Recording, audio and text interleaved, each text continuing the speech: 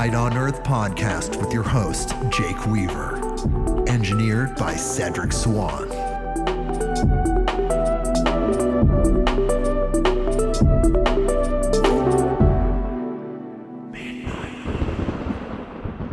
Hey everybody, we are back with another episode of Midnight on Earth. I'm your host, Jake Weaver, and we're here to bring you more knowledge, more light, and more love. Well, we have Christy Garvey here today. We're going to talk about a lot of different things. We're going to talk about the esoteric properties of copper. We're going to talk about really a bunch of different things. Copper crowns. Her life, actually, whatever we talk about is going to be amazing. And she's here. We're going to talk to her in just a second. But first, I need you to do something for me. Follow me on Instagram at midnight_on_earth. That is the address. You can follow me there. Spotify, Apple Podcasts, Google Podcasts, wherever you go to get your podcast, click that button that connects us. So when someone comes on and they're talking about these incredible things, you get a notification instantly to your brain chip, your phone. I don't know what year you're listening to this podcast, but you get it instantly. I'm sure I'm still going to be podcasting. So you're going to get that notification. And of course, tell a friend, tell someone that you know that loves these type of podcasts. The esoteric, the strange, the wild, the really cool, high frequency information. That's what we go for here. You know those people. Tell them about us. Bring them here. midnightonearth.com. Okay. So we're going to talk to Christy, but just like every other guest, we read their bio. So we know what's going on with these people before we dive into our incredible conversation. So here we go. Christy, the Telepathic Time Traveler and owner of Earth Magick Copper Crowns, is here to share with us about using copper energy tools to access our psychic abilities. Her business, Earth Magick Copper Crowns, is also known as E=MC². Get it? Earth Magick Copper Crowns. Oh my God. E=MC². I'm just getting it.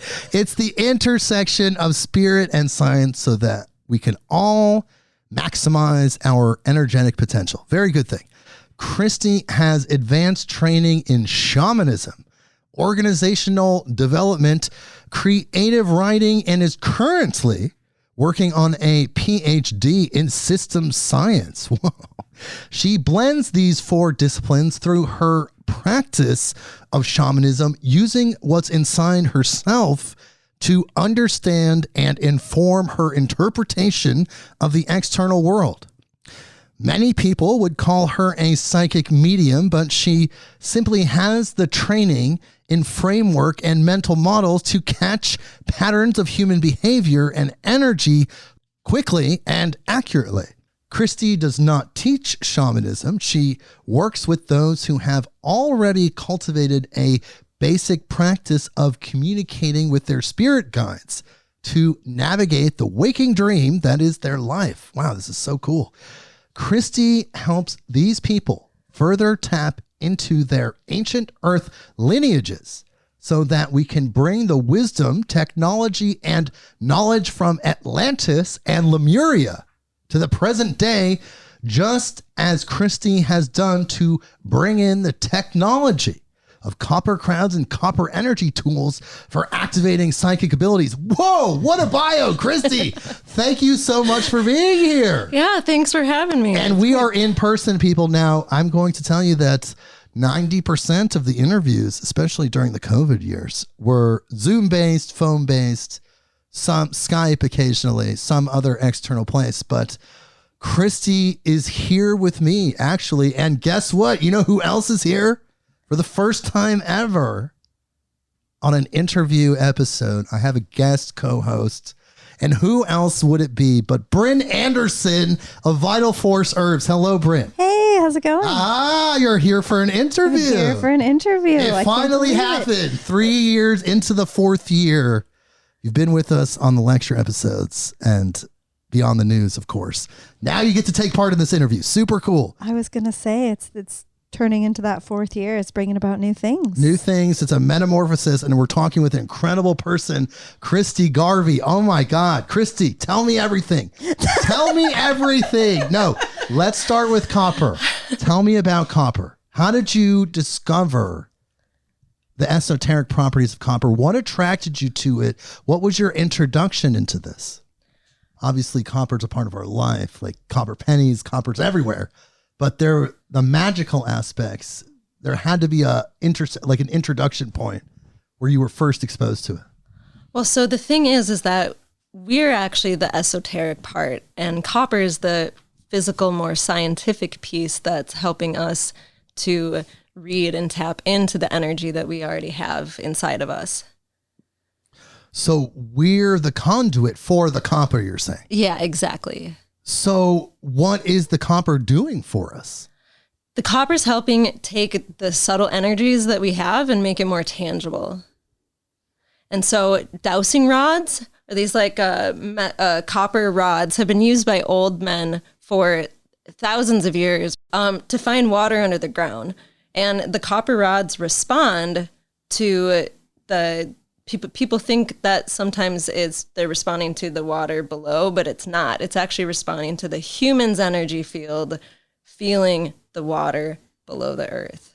Wow. That's super cool. Wow. So that person has that natural kind of divining rod skill. They can do that, but it's not the copper itself. It's the person being the conduit for the copper. Right. We all have that skill. Everyone. We have that just by being humans. And it's the ancient civilizations that knew that this was a part of being human and what we did. Well, there was one thing that you told me when we first met that I thought was so interesting that I never thought of before in relation to ancient Egypt and how the people had green skin. You'd see these paintings, the carvings, the people had green skin. And that when you take large amounts of copper, that's what happened. Your skin turns green. Mm-hmm. Yeah. With copper and the skin turning green, it's really interesting concept because it's actually like when you're wearing copper, it's actually turning your skin green as a response to having too much sugar in your diet or too much carbs. So when I was gluten-free for several years, my crown did not turn my face green at all. And now I started eating gluten recently, and now there's yeah, exactly. It's a reaction. So it helps identify when you are in balance or when there's too much of something. So, I don't know. Anyway, there's, it has that property. That's really interesting. That property, but also I think I was sharing with you a theory that I had of not a theory, but something I was guided that they just had so much copper in their system that their skin was actually the pigment was green. Right. Yeah. Right. And that really blew my mind because that is most likely what happened. I mean, scientifically, if you're wondering how a person's skin could be green, that is the way. And they're not really thinking about the neurotoxic aspects, or maybe it didn't even affect them because that wasn't in their reality, the reality they were creating mentally. Yeah, or in their diet, or what they ate, or what the environment was, or And it probably and most likely amplified, like you said, their psychic abilities and more. Anything that was electrical within the human being would be amplified. The circuits would be flowing better. The energy would be flowing better because of that conductor that's within you. Yeah, exactly. Wow. So you're working with the festival Re-Evolution? So I was just at Re-Evolution and was working as the vendor coordinator and getting to help coordinate the vendors. There's lots of really awesome local artists and businesses, including another guy who does copper and crystals there. Nice. So tell me about your experience there. Tell me about the energy. Tell me about the music. Tell me about you're kind of in a leadership role in a way, kind of directing traffic, but also helping people at the same time. Yeah, well, so I actually stopped vending my products at festivals because one of my top selling products is the Atlantean Third Eye Copper Crown. And you actually don't want your third eye to be wide open when you're around like thousands of strangers. And the crown that I wear is the 6-gauge copper crown. It's a thicker wire. But the thing is, and that's the one that you more want to be wearing when you're at a festival, or that's helpful in that way. But the thing is that that's actually like, it's actually a custom shamanic process that I go through with people. And it's has a 6-month training on how to use the crown as a tool that comes with it. So it's not really the best thing to like kind of quickly sell at a festival. And then the thing that is really beautiful and easy to sell is kind of the thing that Like shouldn't people. be. Yeah, well, no, the thing that the third eye one is easy to sell at the festival, but Shouldn't be worn at the festival. So I see. Yeah. yeah. And the longer process is not something you could do. At the festival. Right, that Yeah. makes So sense. there's been this kind of like mismatch there that I've discovered. So you're Yeah. saying that some of those crowns, like the one you just talked about, can actually activate your third eye. Yeah. So the one that's like an intense focus, it's intensely focusing and activating your third eye. It has a crystal in the middle, and then it kind of, the copper arches up like brows. That's the Atlantean Third Eye Copper Crown. And the issue with wearing that one at the festivals is that while it looks beautiful, it's kind of like, okay, so it's kind of like doing shrooms at a festival just to party. Like the difference between that and when you're doing shrooms at a festival to party, sometimes that can actually open you up to bring in unhealthy energies that you actually don't want to be attaching to you. So it's the same kind of concept. Whereas like, so if your third eye is super open and all this energy is going to your third eye when you're around thousands of people you don't know where they've been, you don't know how open they are, you don't know what's attached to them, what's on them, it can leave you vulnerable in ways that aren't very good. It's more designed for being at home in a very intentional space. But the issue is that it looks really cool. But so, yeah. And, yeah, so you and don't then, want to be giving something to someone that then could be detrimental because they're not using it in the properly. way. Yeah, exactly. Yeah. And so it's like the difference between using shrooms in that way at a festival or like intentionally doing shrooms in a sacred space as talking to the plant medicine and It's more of a ceremony. as more of a ceremony, right? And so the Atlantean Third Eye Copper Crowns are designed more to be used in that intentional space by yourself.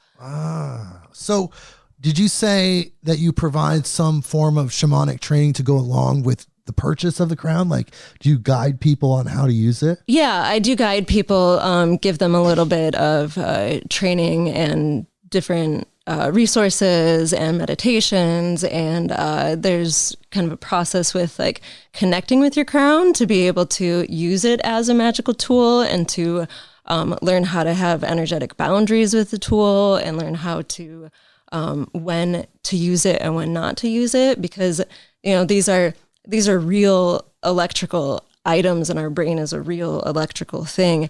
And so part of what I do is trying to help people make that jump of understanding that like we are like a technical machine. Like we're not just like a meat sack. Right. Yeah. There is electrical components to it, and the copper amplifies and works with those magnetic fields. Yeah, exactly. So then what type of crown would be acceptable in like a festival setting or a public place?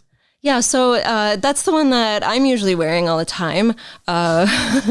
Beautiful crown, by the way. people. Thank you. Yeah. So it's the 6-gauge copper crown.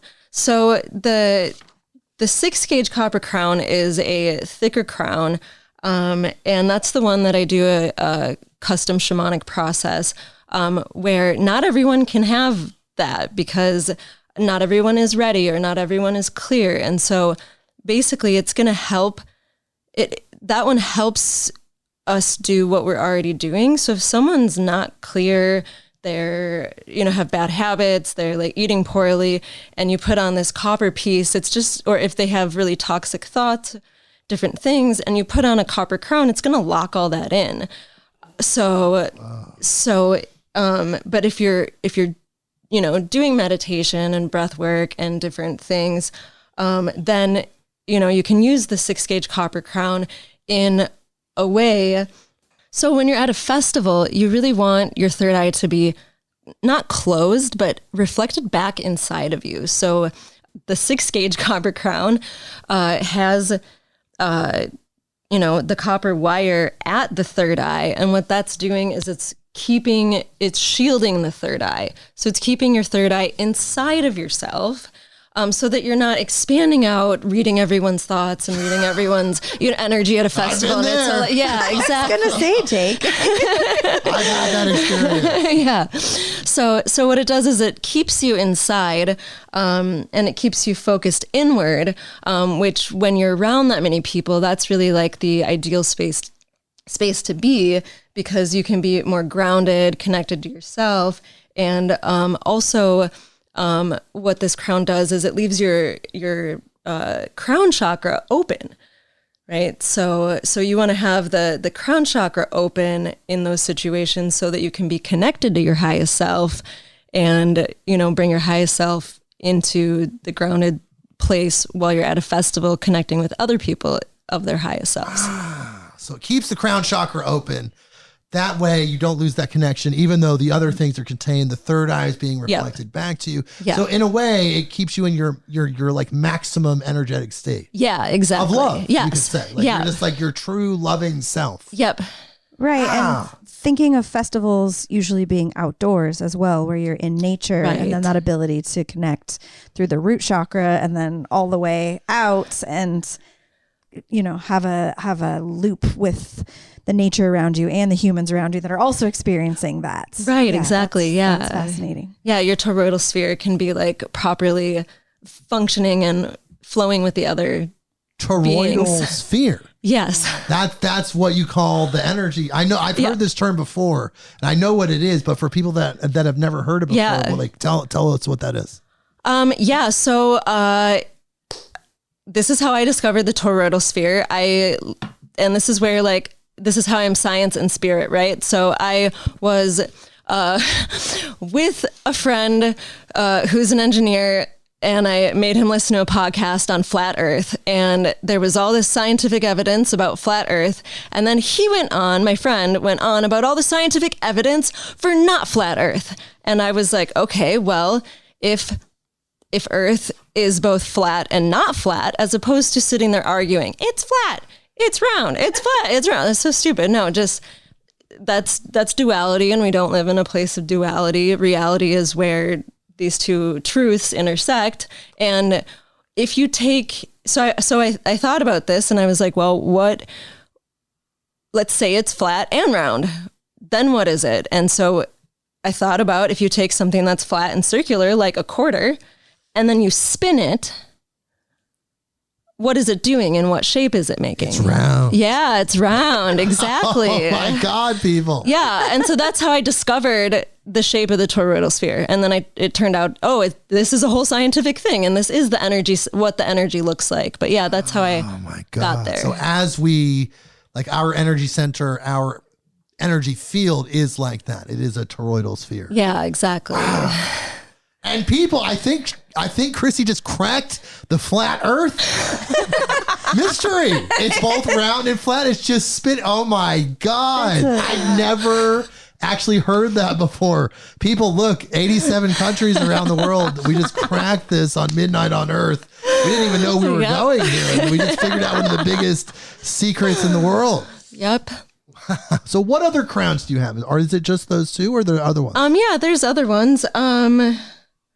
like I said, I kind of stopped.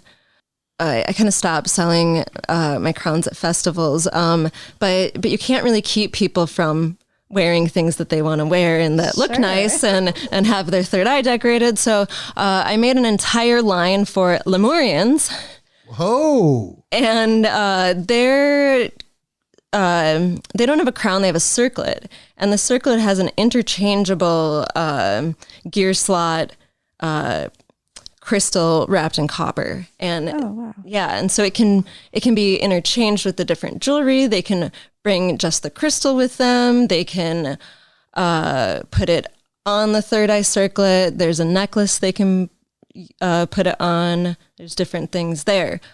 But I did that specifically because the Lemurian personality is more like water and free flowing, and they're going to do whatever they want to do. So I must make things that they can break and that are,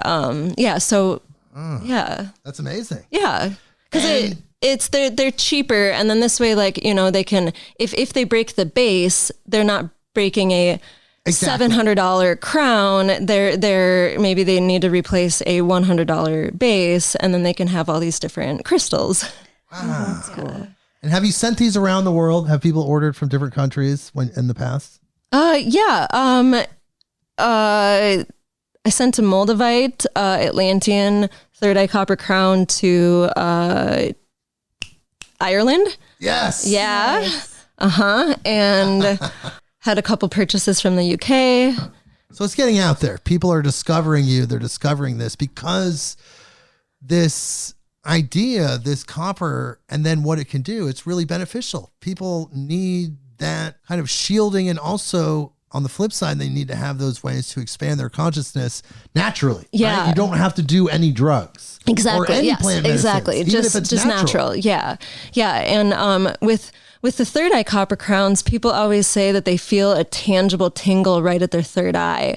And that's usually what people aren't expecting, is that like that tingle. Wow. Yes, certain tones, certain stones, certain arrangements do activate that. I have felt that in the past. But that's really powerful stuff. I mean, what else do you feel like people should know about this? I mean, about these crowns? Like, I feel like, this is something that's kind of cutting edge, you could say, because people don't realize that they have this ability to use these materials in this way.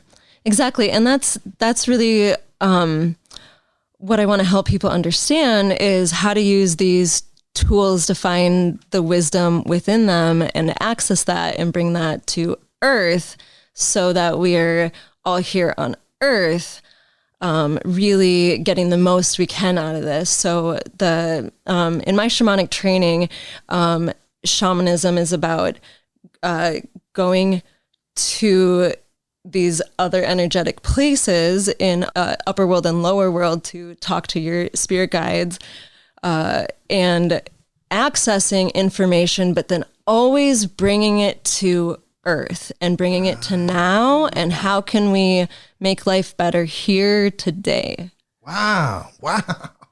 So, okay, Atlantean crowns, Lemurian crowns, did you channel the designs? How did you connect with these beings to develop these? Clearly, you're connecting with Atlanteans and Lemurians. Tell me about that if you can.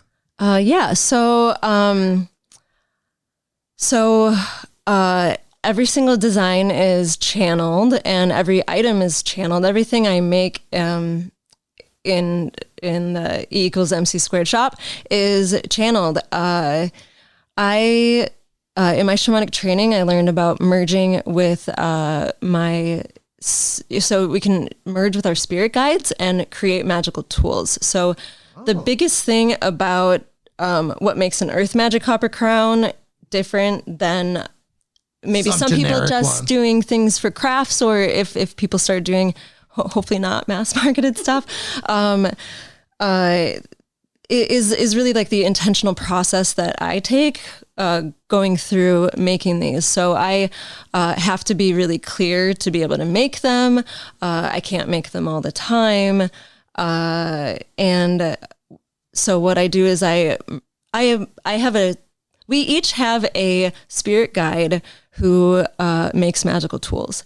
And it's about developing that relationship specifically with that spirit guide, and then merging with them and allowing them to make the tool through us. Wow. Yeah.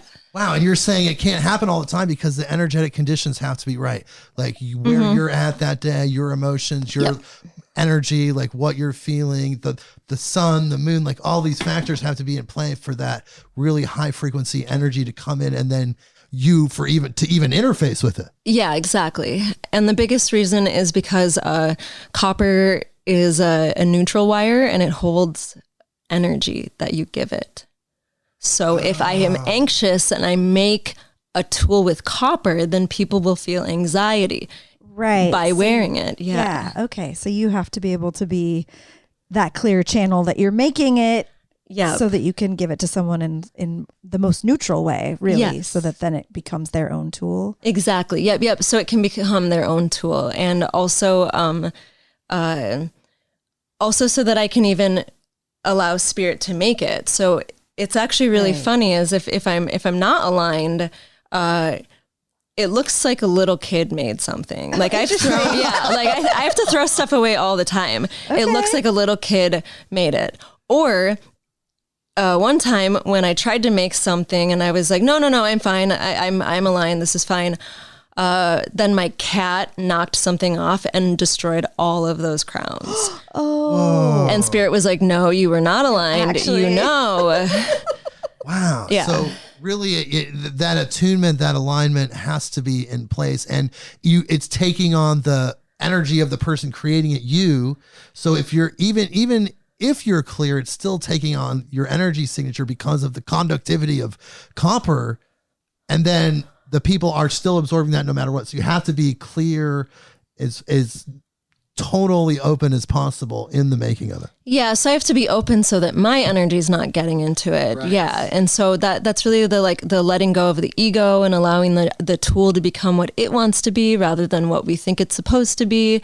And especially when I'm making the custom shamanic crowns, which, like, have you tried to bend a 6-gauge piece of copper wire? No, I have not.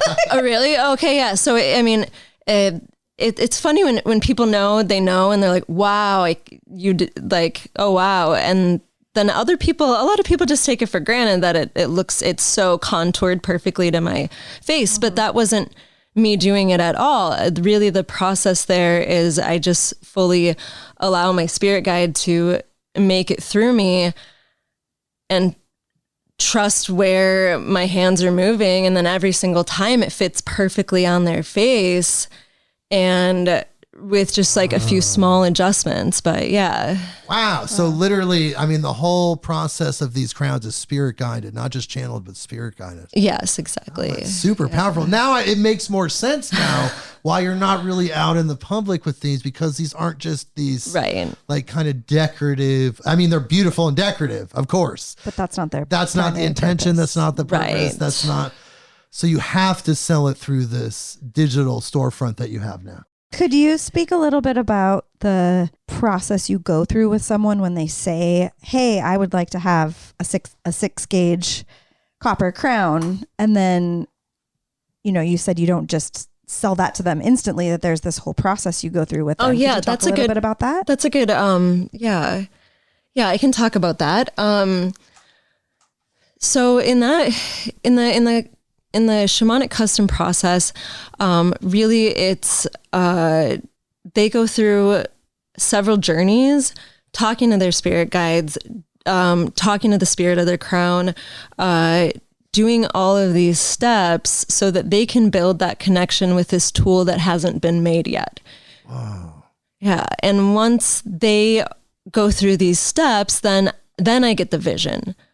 Okay. But if they don't go through the steps, then I don't get the vision, and then they can't have the tools. So it's really not everyone is ready for it. And I don't even decide if they're ready. It's about... They decide that. Yeah, and exactly. It sounds like that's what you were saying about being the gatekeeper. Mm-hmm. But yep. you're here, you have access to those materials and the ability to work through your spirit guide to make them, but then it's up to the person to do the work of going through the journeys in order for you to have the vision, so then it can be made. Exactly. That's super cool. Do you do the visions with them, or is it more like a written out kind of thing that you're like, here, do this and get back to me? Or do you like meet with them beforehand? Yeah. So that's why it's important for me to work with people who already kind of have a basic shamanic journey practice themselves, or like a pre-established relationship with their guides. So then they already know how to do those journeys. And then that gives me the ability to help them navigate more clearly through that. So they're already in touch with their spirit guides. They're kind of already advanced in such a way that they're attracted to your crowns in that way. Like exactly. You're not really getting the average kind of lay person that's not really versed in esoteric things, right, attracted to your specific crowns. Yeah. So funny thing actually is when I first made these in 2018 is that people actually didn't see them or see me when I was wearing it, because I was on such a different frequency and where the world was then. Wow. Like they visibly like didn't process your physical being. Yep. So have you, a good imagery to understand this is, have you ever, like when you feel someone walking up behind you, you can feel them, right? Yes, of course. You feel that presence. Yeah.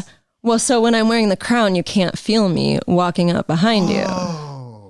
So literally their brain did not process the image. There's not even the exactly the energetic magnetism happening. Yeah. Wow. I watched it happen so many times.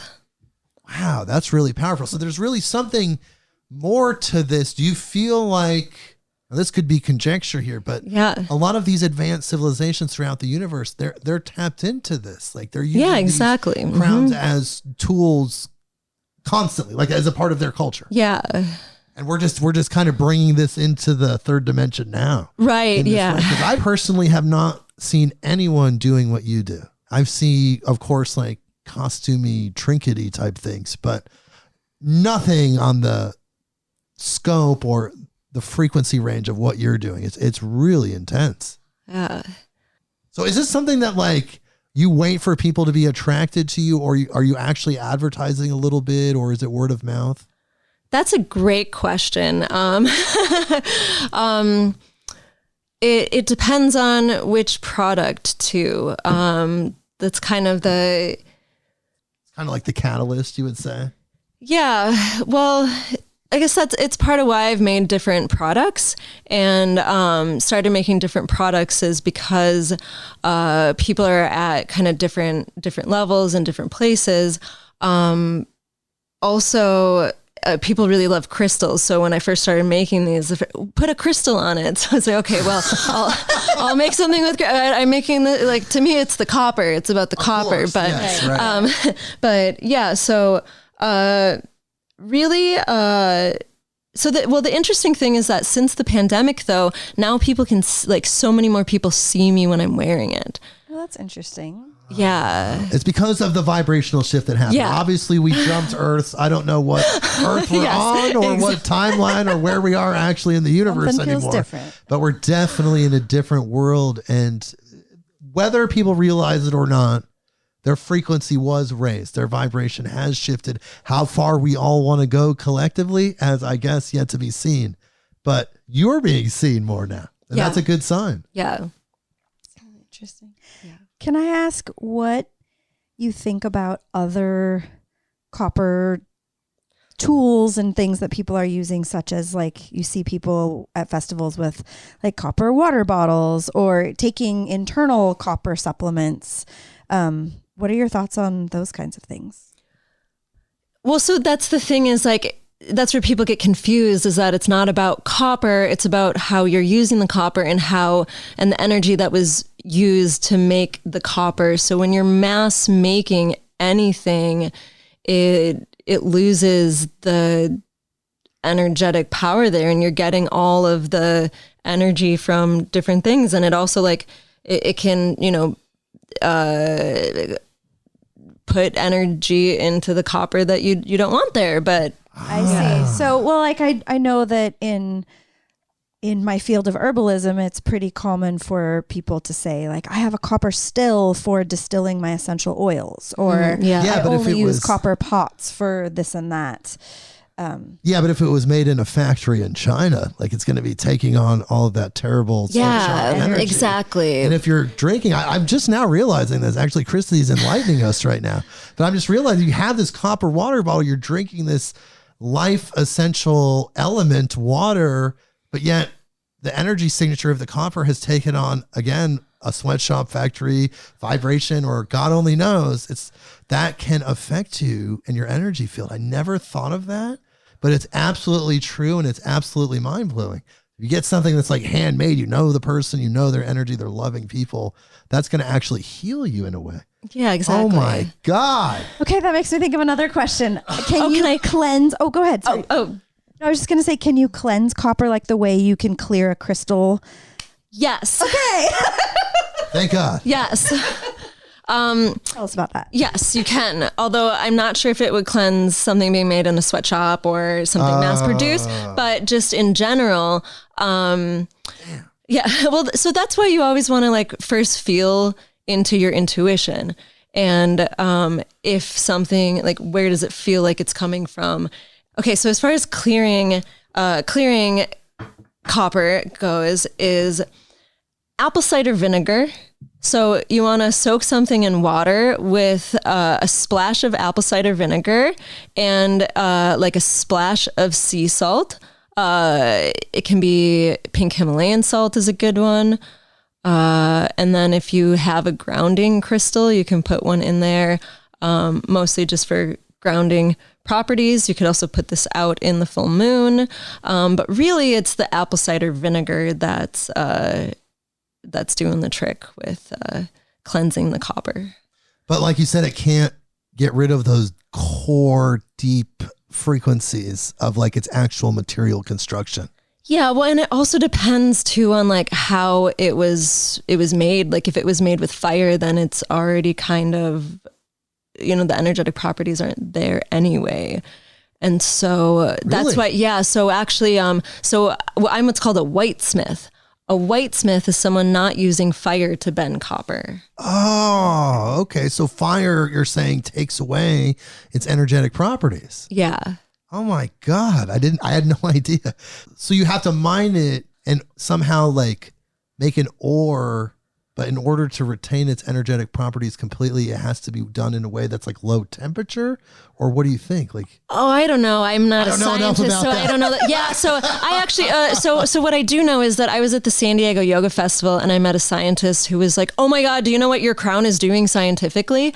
And I was like, no, please tell me. I mean, I know it's doing something. Please tell me. And he, we got coffee for 5 hours, and he told me all the scientific properties of what they're doing. And I asked him all the questions, and we had all these conversations about all this stuff. And yeah, he said that the Atlantean third eye copper crown, actually, and the 6 gauge copper crown, that they have all the components of an electrical object. They have the conductor and the inductor, and then there's another word there. Capacitor? Yeah, there we go. Wow. I don't know. Yeah. My God. So it's like a circuit, and it just amplifies. Oh my God. This has been such an incredible conversation. I'm loving this. Well, we're helping people understand this. Like, people need to know about this. Yeah. This is something that, like, we've already been enlightened to like 3 or 4 different things. Like, my mind is actually blown right now. But what else do you think can conduct things like copper? Like, is there any other metals? I know gold has some esoteric properties, but like, it seems that copper is like the big conductor. But are there other things that you might potentially make a crown out of? Have you ever been inspired in that way? Nope. I've been guided just copper. Okay. Only copper and just copper. I know there's a lot of people talking about conductive properties of gold, or gold being the best one, but I don't believe that. I'm not sure either. Yeah, I think you're right. That's what my guides have shown me, just copper. And that's how I found out about copper. Is I was asking, how do I was becoming more and more sensitive to energy and struggling to have energetic boundaries as I was becoming more sensitive. And I asked what do I do? And then they showed me an Egyptian royalty woman with a crown coming over her head, and they said it was copper, and they said this is the real reason royalty wore crowns. Oh my God. Wow. Jesus, this is incredible. So that was kind of the genesis of the whole thing. And do you feel like you've encountered wearing these crowns in the right setting at the right time, obviously made by yourself through channeled information? Have you ever felt like it amplified your ability to interact with some of these angelic beings or extra dimensional beings?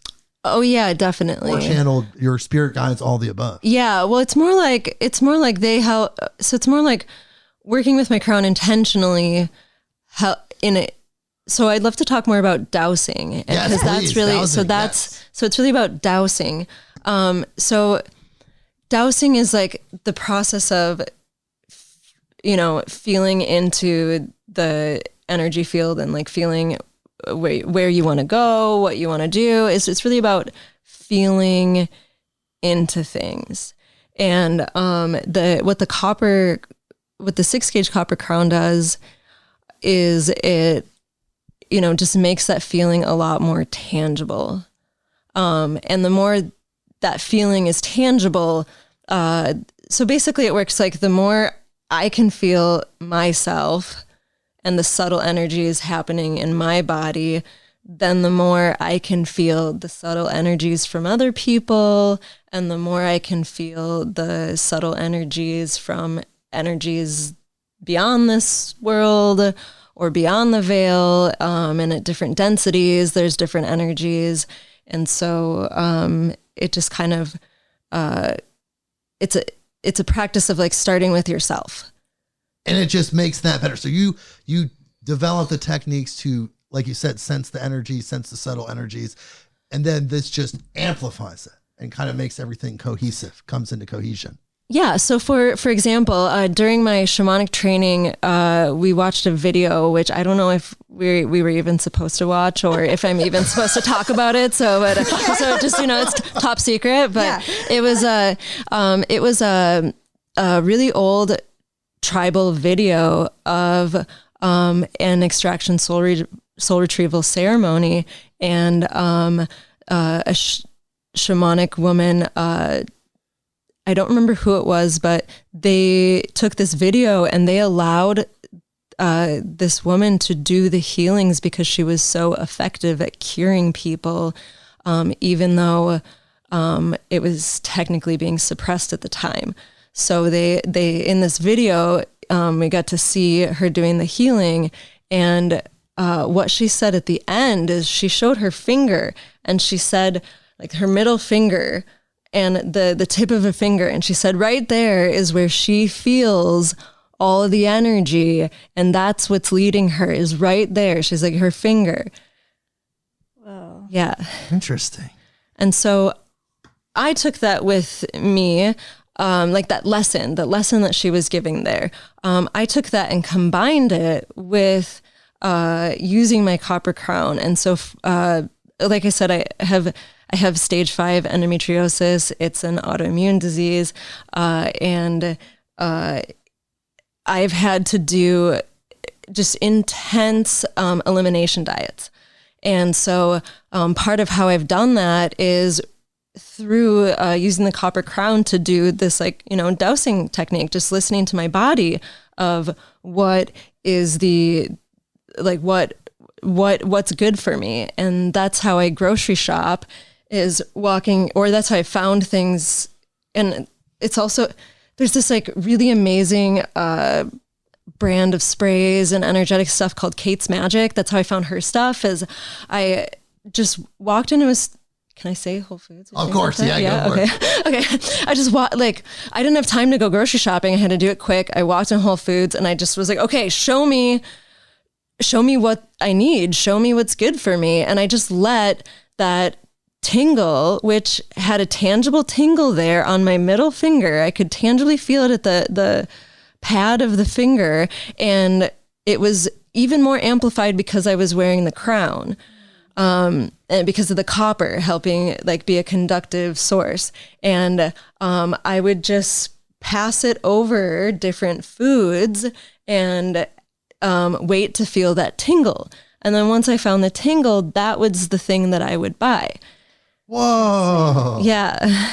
Well, because, and this has been proven scientifically with children. They did experiments. I know this sounds terrible, but they did experiments with children, not the kind you would think, where they knew that some of these children were deficient in certain vitamins, and they would be intuitively attracted to the food that contained the thing they were deficient in. So this is kind of the same thing, except with the crown, it's amplified. You're going inward, you're listening to your intuition, which already knows what you need because it's outside of time and space. It's in a quantum field almost. It knows what you need exactly, and it can pick up the energetic properties of the physical thing that you're going to ingest. You wave your hand over it, you tap into that, and it's telling you, right? That's the communication. Yeah, exactly. Our bodies are telling us. Yes, and we all have this innate ability. It's not like the things we're talking about, like we're all psychic, we're all able to do this. It's just different people have been trained differently. Different people have opened up at different times. It's just different for different people, but it's all there for everyone. You can all do this. I think that's an important point. Yeah, exactly. It's accessible to everyone. It's just about the training or the finding that path. Yeah. And really listening to our bodies. Absolutely, because also that could be our spirit guides guiding us as well. Yeah. This is incredible. We've had an incredible episode. I'm trying to think of what have we not covered? What can we talk about that we haven't covered yet, do you think? So you deal with channeled beings, you deal with channel entities. Do you have any thoughts, or have you received any information recently about the world? Like where do you think we're going as a civilization? Where are we going as humans, do you think? Just even if you've gotten any downloads or anything related to that. Okay, yeah. I actually just released a YouTube video talking about Planet 9. Whoa! Tell me about this. Yeah, well, so like I said, I like to do the like, where does spirit and science meet? And then like put the pieces together, because I think that's where we actually get truth. And so I've been watching this really cool YouTube channel called Destiny. It's all about space. And I've been watching for several years the YouTube channel Universe Inside You. So when I started watching Destiny, they had some science that's backing up some of the stuff that Universe Inside You is talking about, some of the more metaphysical as esoteric things. And for example, so this Planet 9, do you guys know about like Nibiru and the Anunnaki? Yes, this is the Anunnaki, Zachariah Sitchin, right? There's a ninth planet that's like in this huge orbit. Yeah, exactly. Yeah. It's coming back soon. Yeah, it's coming back. And so, what do you think's going to happen if that comes back? I've heard these theories, and what we're talking about, people, is Zachariah Sitchin, the author, wrote a book about this. Planet X, this planet that's in this really different orbit than the other planets, and it contains all of the beings that supposedly started the race, the human race, if you look at the Sumerian tablets, and designed us to mine for gold and maybe even copper. Right? Who knows? But supposedly that orbit, that elliptical orbit, I believe, is coming back very soon. And there's some sort of recourse, some sort of revisiting. I don't think it's a reckoning. I think it would just be like, wow, oh, holy cow, you guys grew. It's like you go on vacation for 2 weeks and your plant grew like 3 feet. You're right, like, oh exactly. Yeah. I think it's going to be benevolent. Like there's like all this fear. That's what I talk about in my video. There's all this like fear stuff, and I don't really like buy in a lot of the fear propaganda about Anunnaki. And I think, it's just humans projecting, slavery onto the situation. Whereas like, that's not really, a parent doesn't feel that way about its child. Like a parent loves its child. And I think that if it's true and the Anunnaki do live like 200 million years, like if they are really like eternal beings that live that long, I think it could be maybe even the same guy that comes back and he's like, wait, what? Like You're like, oh my God, I left the oven on. Yeah. Like, oh my God, this wasn't supposed to happen. Yeah. You told me you turned off the humans. Yeah. I thought you did. But the humans are so beautiful. So they would see the good in us. They Yeah, would and see totally. all the high frequency behavior and everything. Yeah, so I actually have been guided to I think something that happens that they might not even know about is like, so when their planet, there's a lot of talk right now about like polar shifts and pole shifting and earthquakes and comets. I don't know, end of days of time, whatever.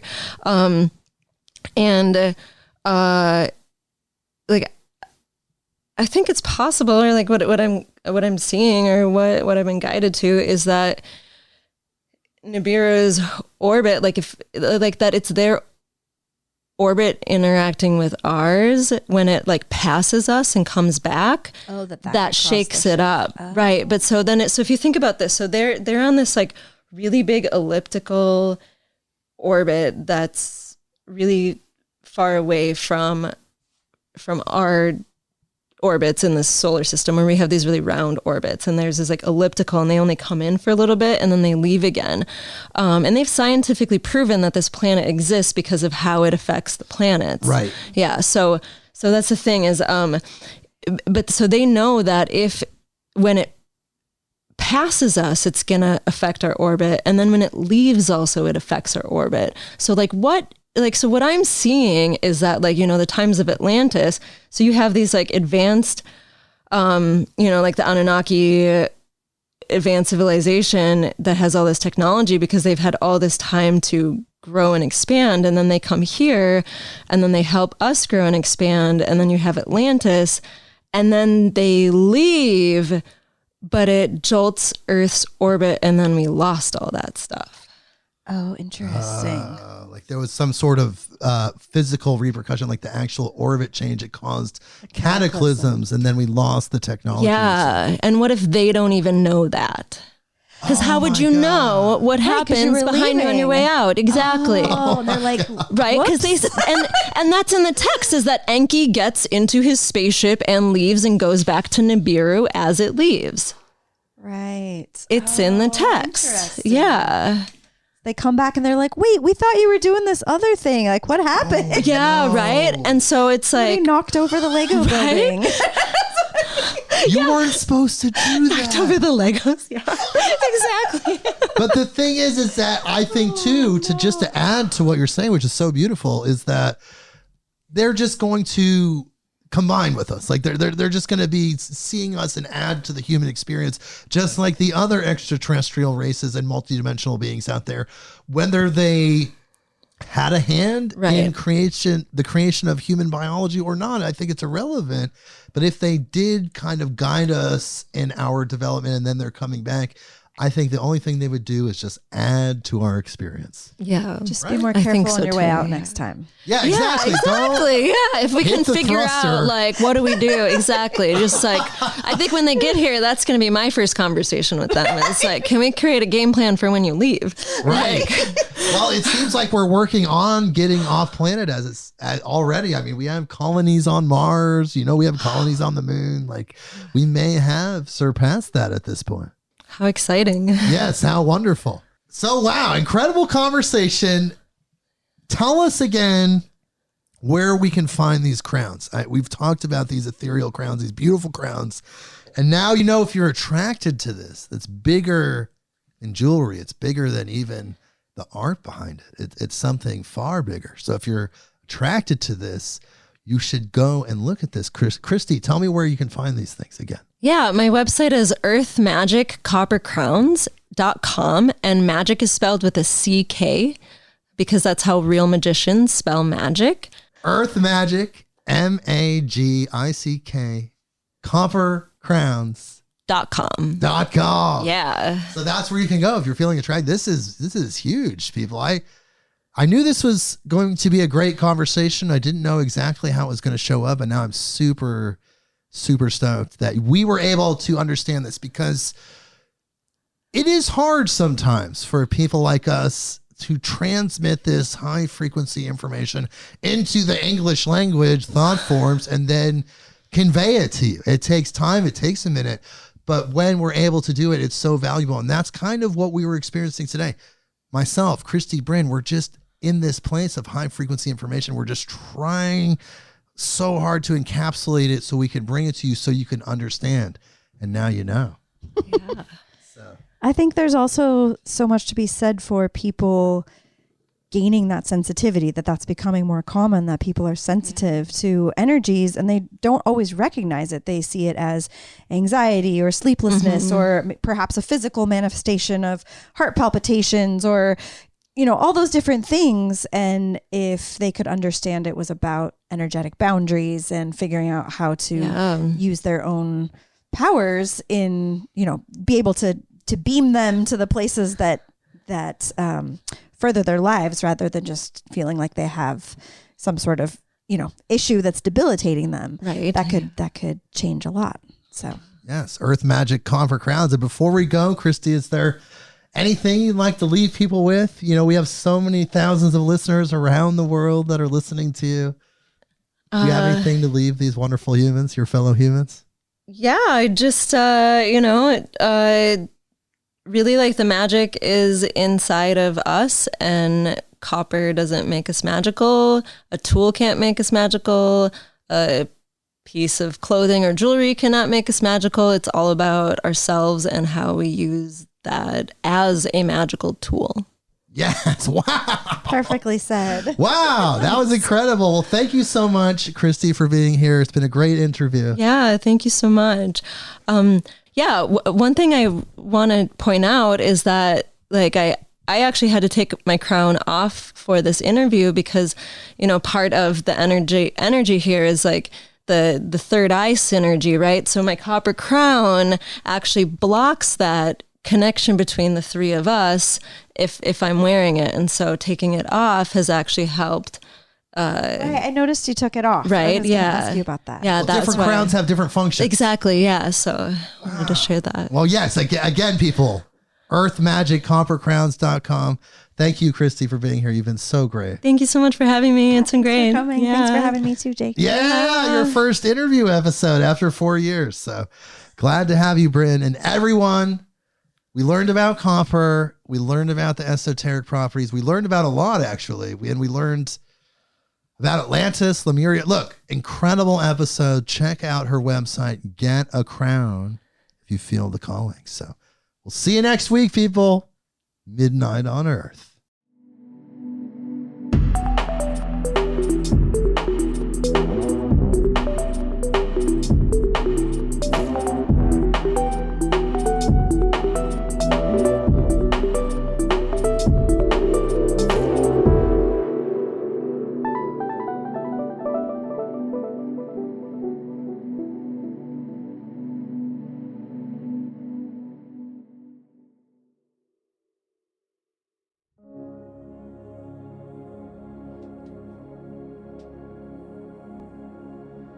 Hey, everybody.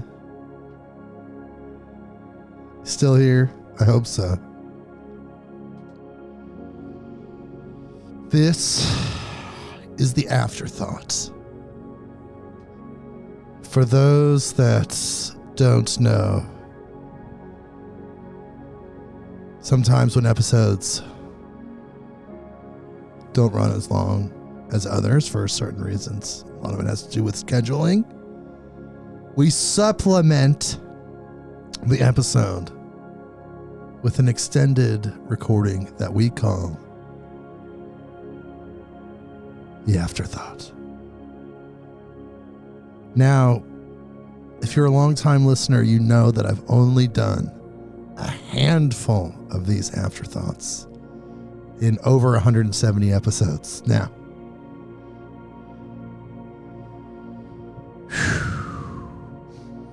so it's a rare occurrence. Thank you for joining us.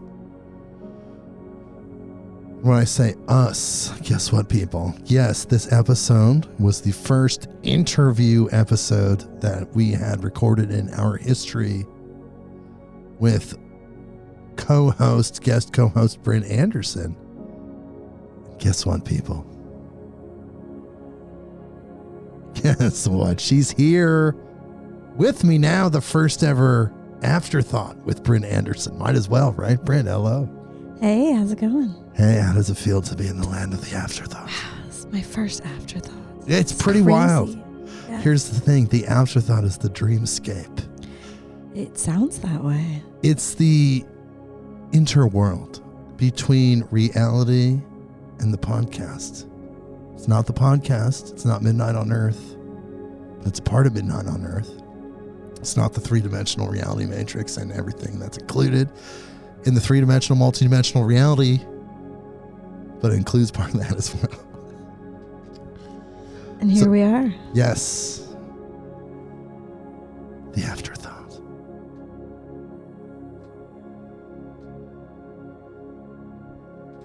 So I just want to thank you, people. If you're a long-time listener and you're sticking around and listening to this, then you must be a fan. And I appreciate you so much. I love you. Thank you so much for telling everyone that you know about this podcast and bringing them here, sharing with them all the things that we've learned, all the recordings I made, the interviews, the lectures, Beyond the News that Brynn has taken part in. Brynn, thank you. Thank you. I want to say thank you to Brynn. You're welcome. And thank you. Yes, in this It's been dreamscape, super fun. in the afterthought, I want to have a primary thought. And that is one of gratitude, saying thank you to Brynn Anderson for everything that she's given Midnight on Earth. Earth. Thank you, Brynn. You're welcome. It's my pleasure. And let me tell you, there's a man I'd also like to thank that sent me a message. I get a lot of messages on my Instagram and email, and I try to respond to as many as I can.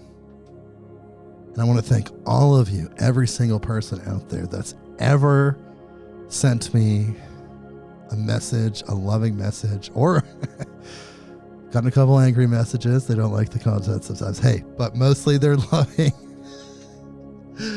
and helping me be motivated. I'm always motivated, but you're just adding to that. You're adding to my forward progression with your loving and kind words. You send me messages. I want to say thank you.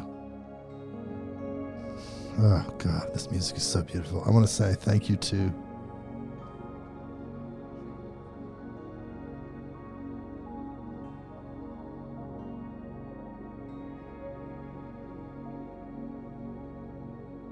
James Daniel Helier. He sent me a wonderful message. Appreciate him. I appreciate all of you listening, spreading the word, telling everyone. Growing, integrating, becoming.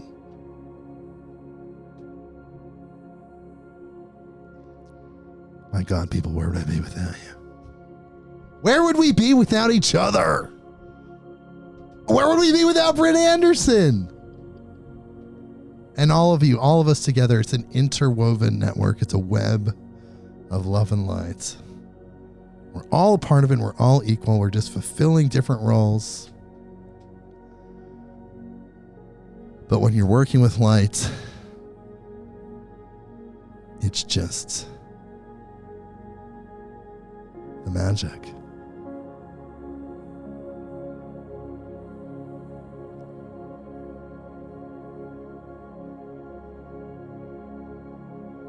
And there's no value judgment on the magic. You're just accomplishing it. You're doing it. It's the most powerful thing in the universe.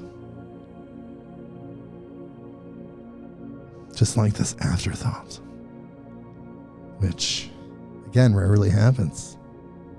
You got to be a big time super fan of this show to like stick it out through this comedic interlude, this comedic philosophical dreamscape.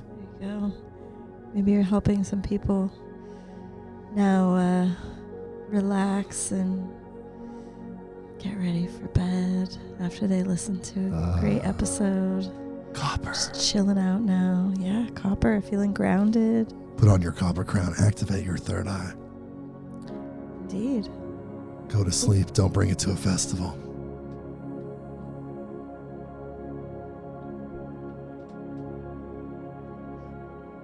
I love you guys so much. Look, we're doing this together. This is a modern platform. It's the 21st century. It's 2023 going into 2024.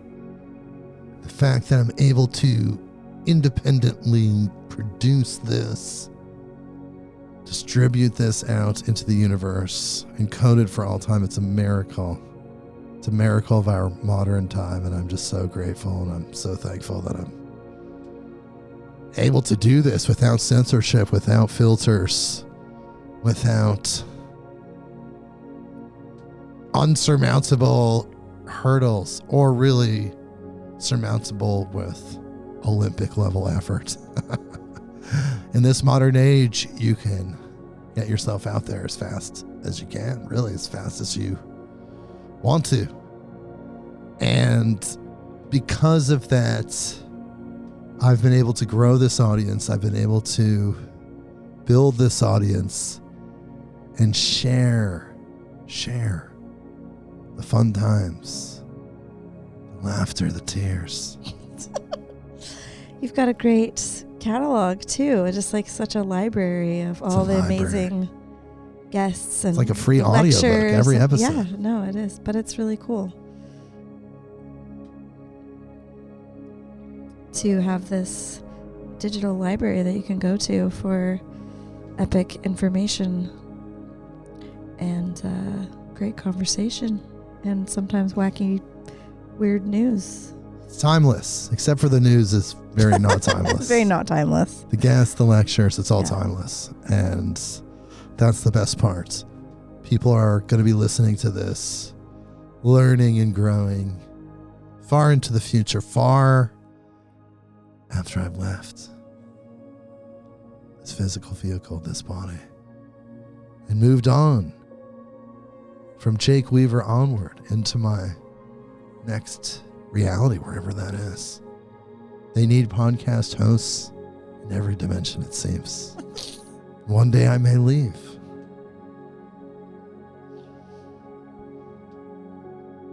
But until then, we're floating together in the afterthought. I wish that you could have your guests like have afterthoughts. Like send in their 10-second afterthought. That'd be kind of cool. Yeah, I'm open to anything. This is where dreams come true. There you go. Brynn, this is your first afterthought. What do you think of this place? It's wild. It's kind of the lines aren't quite clear. It's kind of misty. As some bubbles in the distance. The veil thins. Reality, perception, awareness. Is it a particle? Is it a wave? I don't know, man. Depends on if you're looking at it or not. But who's looking? And how are you looking? And who defines what looking is?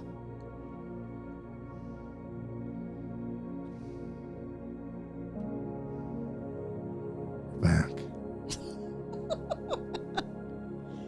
I left my body, my ethereal body dispersed to a cloud of mist, and I pulled myself into some semblance of form to communicate this beautiful message to you in this special place, this dream world. Dream world. Dream. Dream.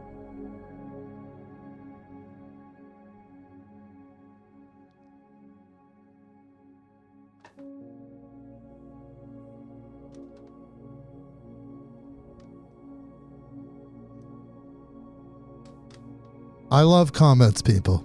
I love it when people send me messages. That's why I wanted to thank everyone that's ever sent me a message. Feel free to do so if you feel so inclined. I'm very responsive on Instagram. My emails I check regularly.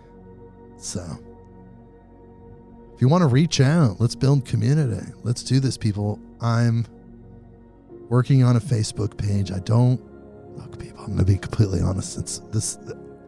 This is the realm of absolute truth, and I don't like Facebook. But I will form a Facebook group so you guys can start to connect, because there's so many thousands of you now. It's probably necessary for you to have a nexus point, meet each other and talk about this, and perhaps I'll even pop in myself since, we're starting it.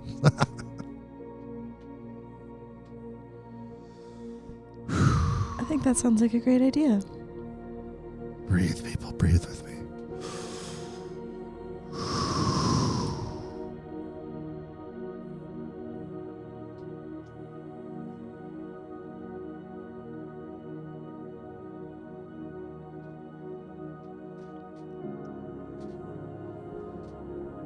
Brynn. Still here? You look in this realm like an angel of light. Like a glass. A being made of glass, yet the glass is liquid, and the periphery of your being is an aura of sparkling gold. Wondering, do I look like that, or I got some shit on my shirt, or just kidding. Look, I know I look like that. Because, do you know why? Because you're my mirror. Oh, there we go. You are the goddess aspect of Midnight on Earth. I represent the divine masculine. Together, we're bringing you the complete spectrum of the human experience. Unless, of course, you are a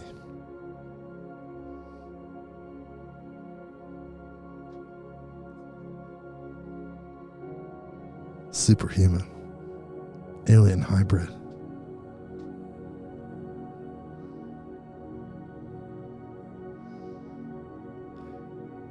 Thank you, everyone. I love you guys so much. It's been such an amazing ride. I've learned so much from my guests. It's like I'm being schooled by the greatest minds and teachers currently on the planet. And it is an education that you can find nowhere else except for within the world of Midnight on Earth. If you listen to every episode, by the end of year 4, I may create a diploma for you. And then year 6, master's, year 10, doctorate. You're a doctor of Midnight on Earth. Brynn. It's funny, I was going to suggest that. Not the whole thing up to doctorate, but the 4 years. I was going to say, are you going to give people a diploma? Because that sounds like Yes. a lot of schooling. It is. A lot of work. It is. And we've learned together. We've grown together. Our frequency shifted. We've become something 15. more than we were before. We've evolved together. And there's still much more to go. I'm far from perfect, people. I don't know you people listening, so maybe some of you out there listening, you're beautiful and perfect. You are beautiful and perfect, but you know what I mean. I make mistakes. I make mistakes. Just like every other human. That's how we learn. For now, in this mode of the human experience at this time, currently, this is how it's designed. So, we've only got a few more minutes left in the dreamscape of the afterthought. I see the portal closing. And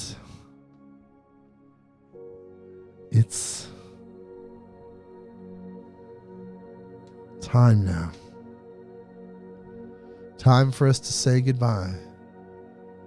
Time for us to dream together. Live in the world of imagination. Imagine a united earth. Imagine love. That's where it all starts.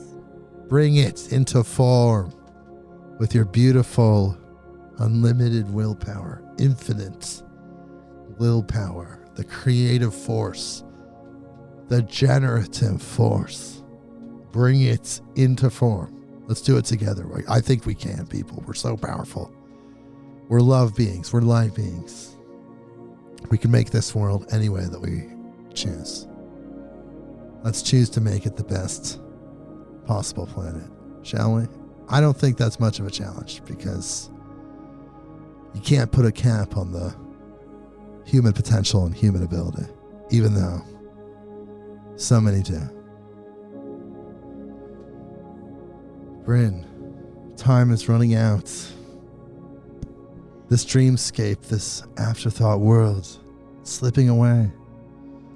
We're moving back into the third dimension. What thoughts do you want to express? Anything before we go? Say goodbye to the afterthought world. Break ties as you change your resonant field to the third dimension. Honor it. Honor the realm of the afterthought, Brynn. You have so many wispy afterthought words. Like, wow. Yes, I'm thankful to be here. I'm thankful to be part of Midnight on Earth. Thankful to all the guests listening. And our time may be running out, but I have a feeling we'll be back. Yeah, next week. Real soon. Yeah, like next week. And an afterthought may come again. Ooh, so they're so rare. they're so rare. What if has there ever been a forethought? No. That doesn't happen. That's okay. But that's a different dimension. That's outside of time and space. I'll think about that one. Not yet. How about that? Not yet.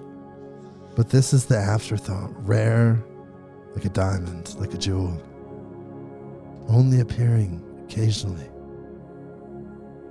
The stream, the energy flux that is Midnight on Earth. My people, listen to me. We must change the world. We must utilize our talents, our skills, our human ability to create heaven on earth, a united earth. We can do it if we conceive, if we believe. We can achieve. Don't doubt your power. Don't doubt the power of the united human race. Dream with me in the afterthoughts, and let us make this so. Thank you, Brynn, for being here. Absolutely. I'll second that. People, we have but a mere handful of seconds left. Don't forget to tell everyone you know about Midnight on Earth, Spotify, Apple Podcasts, Google Podcasts, everywhere you find podcasts. Tell everyone. They need this information. Bring them here. My people. Godspeed.